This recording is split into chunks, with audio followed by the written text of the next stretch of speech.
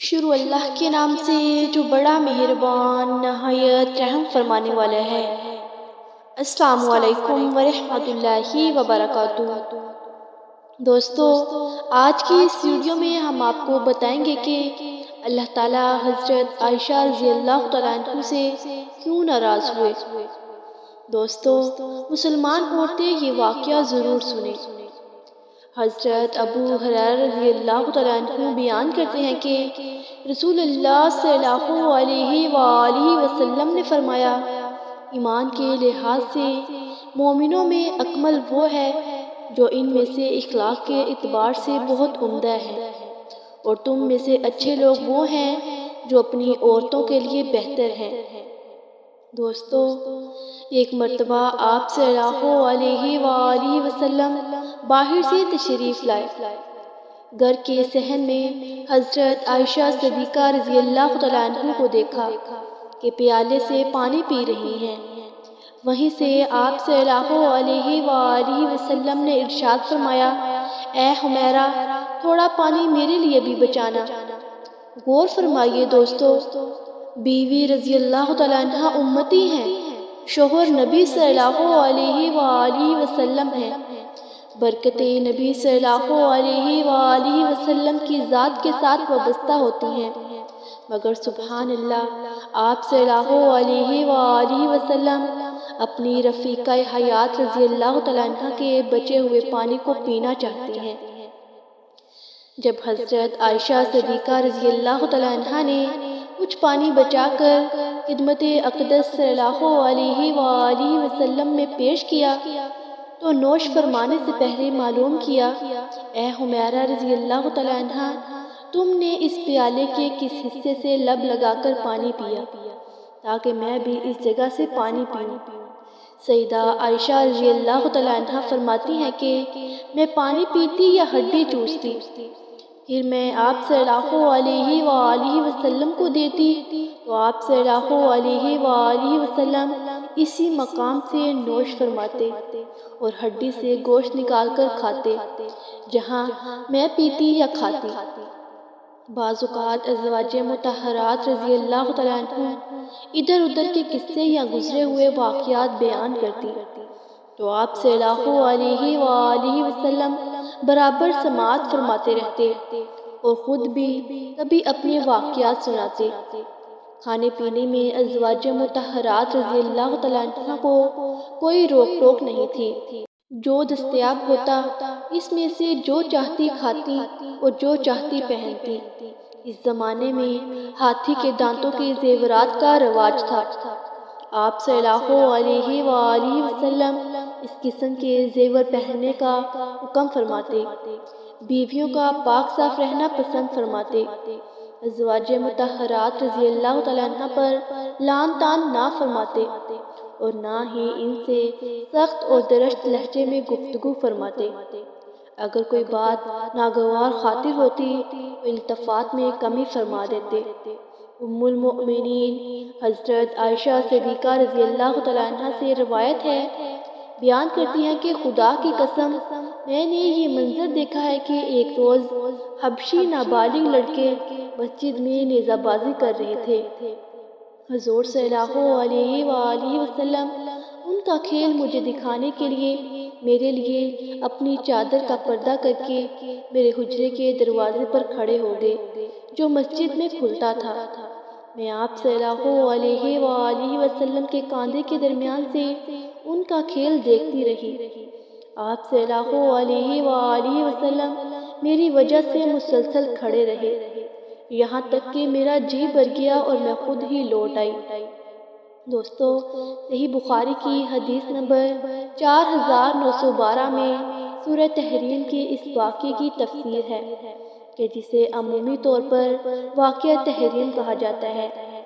اس حدیث میں حضرت عائشہ رضی اللہ تعالیٰ عنہ روایت کرتی ہیں کہ رسول اللہ صلی اللہ علیہ وآلہ وسلم نے اپنا معمول بنایا ہوا تھا کہ آپ ہر روز سورج ڈلنے سے پہلے اپنی بیویوں سے ملنے جایا کرتے تھے، جتنا وقت ملتا اپنی بیویوں کے ساتھ گزارا کرتے اور پھر سورج ڈھلنے کے بعد اپنی اس بیوی کے گھر چلے جایا کرتے تھے جس کی اس دن باری ہوتی تھی۔ بیویوں کی اس طرح سے باریاں تھی کہ ایک رات ایک بیوی کے گھر جایا کرتے اور دوسری رات دوسری بیوی کے گھر تشریف لے جایا کرتے۔ اسی طرح ہر بیوی کے لیے دن رات مقرر کیا ہوا تھا۔ جو دن جس بیوی کے لیے مقرر تھا، نبی صلی اللہ علیہ وآلہ وسلم دن رات اسی بیوی کے حجرے میں گزارا کرتے۔ حضور صلی اللہ علیہ وآلہ وسلم کی بیویاں دو حصوں میں تقسیم تھیں، کیونکہ کچھ بیویوں کا آپس میں تعلق زیادہ ہونے کی وجہ سے وہ ہر بات آپس میں شیئر کرنے کو زیادہ پسند کرتی تھیں۔ ایک حصے میں حضرت عائشہ رضی اللہ تعالیٰ عنہ، حضرت سودا، حضرت حفصہ، حضرت ام سلمہ رضی اللہ تعالیٰ عنہ، اور دوسری ٹولی میں حضرت زینب بنت جہش اور باقی ساری بیویاں شامل تھیں۔ حضرت محمد صلی اللہ علیہ وآلہ وسلم روزانہ معمول کے مطابق اپنی بیویوں کے گھر جایا کرتے تھے اور آخر میں اس بیوی کے گھر چلے جایا کرتے تھے جہاں رات رکنا ہوتا۔ ایک وقت ایسا آیا کہ نبی کریم صلی اللہ علیہ وآلہ وسلم حضرت زینب رضی اللہ تعالیٰ عنہ کے گھر زیادہ وقت گزارنے لگے تو دوسری بیویوں نے محسوس کیا کہ نبی صلی اللہ علیہ وآلہ وسلم ہماری نسبت حضرت زینب کے پاس زیادہ وقت گزارتے ہیں۔ ایک دن سب اکٹھی ہوئیں اور ایک دوسرے سے معلوم کرنے لگیں کہ کیا وجہ ہے کہ نبی کریم صلی اللہ علیہ وآلہ وسلم حضرت زینب کے گھر زیادہ وقت گزارتے ہیں۔ تو معلوم ہوا کہ حضرت زینب رضی اللہ تعالیٰ عنہ کے گھر کسی رشتہ دار نے شہد تحفہ بھیجا ہوا ہے اور حضرت زینب رضی اللہ تعالیٰ عنہ وہ تحفہ روزانہ حضور صلی اللہ علیہ وآلہ وسلم کی خدمت میں پیش کرتی ہیں، جو کہ نبی کریم صلی اللہ علیہ وآلہ وسلم کو شہد بہت زیادہ پسند۔ اس شہد کو وہ مزے مزے سے پینے میں نبی کریم صلی اللہ علیہ وآلہ وسلم وقت زیادہ لگا دیتے تھے۔ اسی وجہ سے حضرت محمد صلی اللہ علیہ وآلہ وسلم کا زیادہ وقت حضرت زینب رضی اللہ تعالیٰ عنہ کے گھر گزرتا رہا۔ حضرت عائشہ رضی اللہ تعالیٰ عنہ، حضرت سودا رضی اللہ تعالیٰ عنہ اور حضرت حفصہ رضی اللہ تعالیٰ عنہ کے پاس تشریف لائیں اور فرمانے لگیں کہ حضرت محمد صلی اللہ علیہ وآلہ وسلم حضرت زینب کے گھر زیادہ وقت گزارنے لگے ہیں، اسی وجہ سے ہم نبی کریم صلی اللہ علیہ وآلہ وسلم کے وقت سے محروم رہ جاتی ہیں۔ کوئی ایسی بات بتاؤ جس کی وجہ سے محمد صلی اللہ علیہ وآلہ وسلم حضرت زینب کے گھر وقت کم دیا کرے۔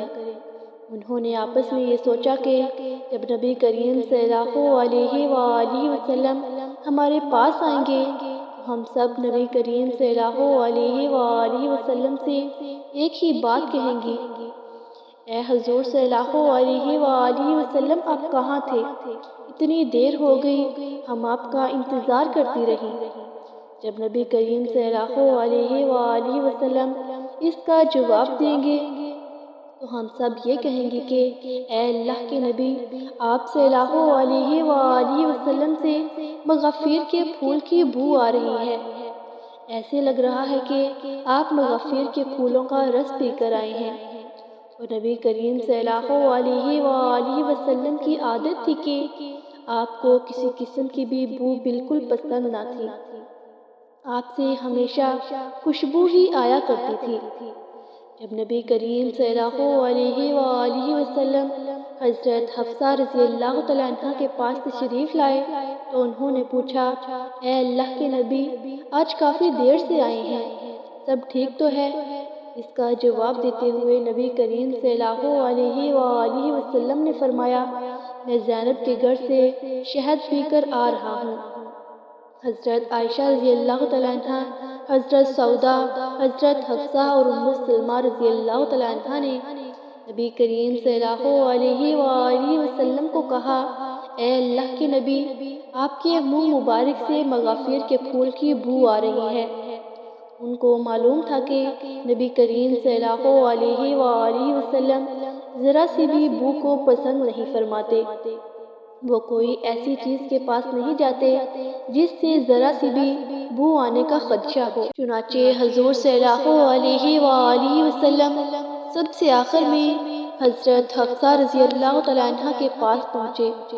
جب انہوں نے بھی یہی کہا کہ آپ سے مغفر کی بو آ رہی ہے، تو حضرت محمد صلی اللہ علیہ وآلہ وسلم نے حضرت حفصہ رضی اللہ تعالیٰ عنہ کے سامنے قسم کھا کر فرمایا کہ آج کے بعد میں کبھی شہد استعمال نہیں کروں گا۔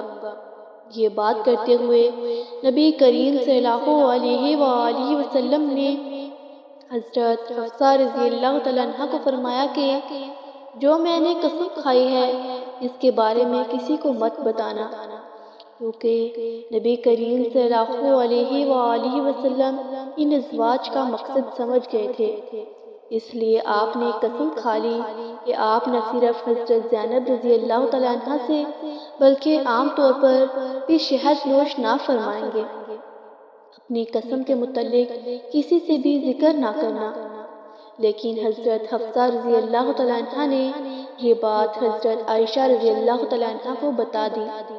حضرت محمد صلی اللہ علیہ وآلہ وسلم کے اس راز کو بیان کرتے ہوئے اللہ تعالیٰ نے سورہ تحریم میں فرمایا، جو قرآن پاک کے 28ویں پارے میں ہے، جس کا ترجمہ یوں ہے: اے نبی، آپ اس چیز کو اپنے لیے کیوں حرام کر رہے ہیں جس چیز کو اللہ تعالیٰ نے حلال کیا ہے؟ شہد ایک حلال چیز ہے۔ آپ صلی اللہ علیہ وآلہ وسلم نے اپنی بیویوں کو خوش کرنے کے لیے شہد کو حرام کر لیا ہے۔ اللہ تعالیٰ بخشنے والا ہے، اس قسم کا کفارہ آپ کے لیے مقرر کر دیا ہے۔ پھر اللہ تعالیٰ نے حضرت حفصہ رضی اللہ تعالیٰ عنہ کا، جنہوں نے جو راز حضرت عائشہ رضی اللہ تعالیٰ عنہ کو بتایا تھا، اس کے بارے میں اشارہ کیا۔ حضرت محمد صلی اللہ علیہ وآلہ وسلم نے حضرت حفصہ سے کہا کہ تم نے میری قسم کے بارے میں حضرت عائشہ کو کیوں بتایا؟ میں نے تو تم سے کہا تھا کہ یہ راز کی بات ہے اور میرے اور تمہارے درمیان ہی رہے، پر آپ نے یہ راز نہیں رہنے دیا۔ حضرت محمد صلی اللہ علیہ وآلہ وسلم نے حضرت حفصہ کو بتلایا کہ تم نے راز کو راز نہیں رہنے دیا۔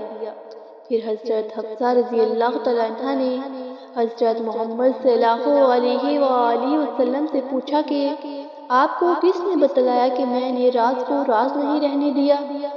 نبی کریم صلی اللہ علیہ وآلہ وسلم نے حضرت حفصہ کو فرمایا، مجھے رب کائنات نے بتلایا ہے کہ حضرت حفصہ نے راز کو راز نہیں رہنے دیا۔ اس نے حضرت عائشہ کے سامنے اس کا ذکر فرمایا ہے۔ اب اگر تم دونوں اللہ کی بارگاہ میں توبہ کر لو تو اللہ معاف کرنے والا ہے، اللہ تم دونوں کو معاف فرما دے گا۔ اگر تم اپنی ضد پر اڑی رہو گی تو اللہ تعالیٰ تم پر سخت ناراض ہوگا۔ اللہ تعالیٰ اور اس کے فرشتے میرے مددگار ہیں۔ سورہ تحریم آیت 1 تا 5 میں اللہ پاک اس واقعے کو یوں فرماتے ہیں، اور یاد کرو جب نبی نے اپنی بعض عورتوں سے ایک پوشیدہ بات کہی، بس جب اس نے اس بات کو خبر دی اور اللہ نے اپنے نبی کو اس بات پر آگاہ کر دیا تو نبی نے تھوڑی سی بات تو بتا دی اور تھوڑی سی ٹال گئے۔ پھر جب نبی کریم صلی اللہ علیہ وآلہ وسلم نے اپنی بیوی کو یہ بات بتائی تو وہ کہنے لگی کہ اس کی خبر آپ کو کس نے دی؟ کہا، سب جاننے والے، پوری خبر رکھنے والے اللہ نے مجھے یہ بتلایا ہے۔ اے نبی کے دونوں بیویوں، اگر تم دونوں اللہ کے سامنے توبہ کر لو تو بہتر ہے، یقیناً تمہارے دل جھک پڑیں گے، اور اگر تم نبی کے خلاف ایک دوسرے کی مدد کرو گی، بس یقیناً اس کا کارساز اللہ ہے اور جبریل ہیں، اور نیک اہل ایمان اور اس کے علاوہ فرشتے بھی مدد کرنے والے ہیں۔ اس کے بعد حضرت حفصہ اور حضرت عائشہ رضی اللہ تعالیٰ عنہ نے اپنی غلطی تسلیم کرتے ہوئے اللہ پاک سے توبہ کی، اور پھر اللہ کے نبی نے اپنی قسم کا کفارہ ادا کیا۔ اگر یہ کوئی عام بندہ بات کہہ دیتا تو اس کا کوئی کسی قسم کا کوئی کفارہ نہ تھا، لیکن نبی کریم صلی اللہ علیہ وآلہ وسلم تو اللہ کے نبی ہیں، ان کی ہر ایک بات منہ سے نکلی ہوئی سچ اور حق ہوتی ہے۔ اگر اللہ تعالیٰ نبی کی اس قسم پر کفارہ مقرر نہ کرتے تو یہ رہتی دنیا تک شہد پینا منع فرما دیا جاتا۔ اللہ تعالیٰ نے نبی کریم صلی اللہ علیہ وآلہ وسلم کو اس لیے قسم کھانے کا کفارہ مقرر کیا، اگر میں کسی چیز کو حلال کرنے والا ہوں تو آپ صلی اللہ علیہ وآلہ وسلم اس کو حرام کیوں کر رہے ہیں؟ سورہ نجم میں اس طرح حکم آیا ہے کہ میرے نبی اپنی مرضی کے مطابق بات نہیں کرتے، وہ وہی لوگوں کے سامنے بیان کرتے ہیں جس کا میں حکم دیتا ہوں۔ آپ اپنی بیویوں کو خوش رکھنے کے لیے ایسا ہرگز نہ کریں، کسی کی خاطر بھی حلال کو حرام نہ کرو اور حرام کو حلال نہ کرو، نہ اپنے منہ سے ایسے الفاظ کہو اور نہ ہی اس پر عمل کرو۔ آج کے دور میں انسان زبان سے تو حرام نہیں بول رہا، انسان حرام پر عمل کرتے ہوئے اس بات کا خیال نہیں کرتا کہ ہم حرام کام کو سر انجام دے رہے ہیں۔ دوستو، آج کل ہمارے نزدیک حرام نام کی تو کوئی چیز ہی نہیں۔ ہم گناہ کرتے ہوئے محسوس ہی نہیں کرتے کہ ہم گناہ کر رہے ہیں۔ دوستو، اللہ پاک سے دعا ہے کہ اللہ ہمیں نیک کام کرنے اور برائیوں سے دور رہنے کی توفیق عطا فرمائے۔ ہمیں نبی کریم صلی اللہ علیہ وآلہ وسلم اور ان کی پاک آل سے بے پناہ محبت عطا فرمائے۔ آمین ثم آمین۔